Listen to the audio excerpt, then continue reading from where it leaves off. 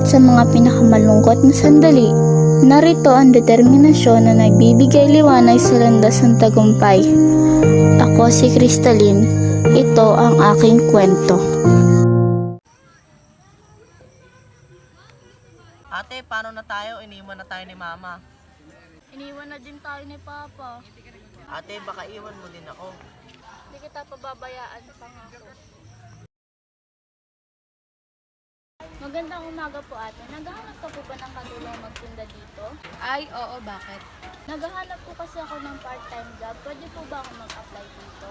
Pero nag-aaral ka dito, paano ka makakatulong? Sa recess po or kapag walang klase. Okay lang ba sa'yo na tumulong ka din sa tanghali at uwian sa hapon sa restaurant? Opo. Sige, pwede ka nang magsimula bukas. Maraming salamat po. Gagalingan ko po sa trabaho ko. Tol, dito ako po nagtatrabaho. O, tol, bili ka na. Sige, pabili nito.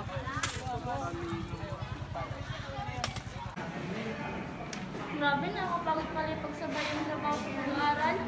Kaya mo yan, Tol. Ikaw pa. Salamat tol, kakayanin ko para sa amin ng kapatid ko. Tama yan, Tol. Uy, Crystalline, ba't ka nagtitinda sa food court? Anong problema dito? Kaya tanong ko lang naman, sir, kung bakit siya nagtitinda sa food court. Alam, nakakatawa, nakaka-proud niya yung nagawa ni Crystalline, mag-sorry ka sa kanya. Sorry, Crystalline. Siligpit mo na yung mga pinagkainan, dumadami na ang mga customer. Sige po, ate. Talaga, pwede ka na ba kung yung mga kaibigan niyo? Ah, yes, we're done.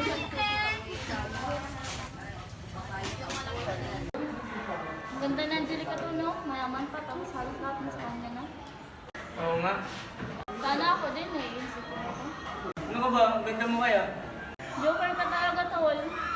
Baliw ko to. Tanga nga ako sa'yo eh. Nagagawa mo pagsabayin yung trabaho sa pag-aaral. Tapos, di mo pa pinapabayaan kapatid mo. Good day! Ngayon ka na ipapakita ang listahan ng mga honor student natin.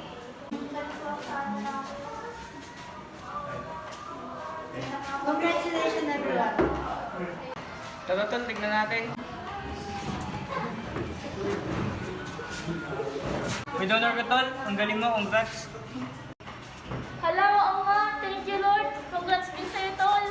Pagkaloob natin ang isang masiglawang palakpakan kay Crystalline Martinez at pakinggan ang kanyang makahulugang mensahe.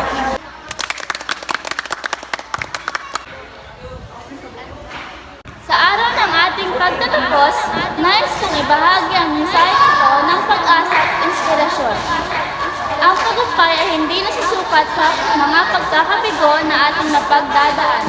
Sa bawat hamon, tayo ay binibigyan ng pagkakataon na patunayan ang ating determinasyon at pagsisikap. Huwag tayong matakot sa mga pagsubok. Sa halip, gamitin natin ang mga ito bilang lakas at inspirasyon upang abutin natin ang mga pangarap. Ang galing mo, Tol. Congrats, Crystalline!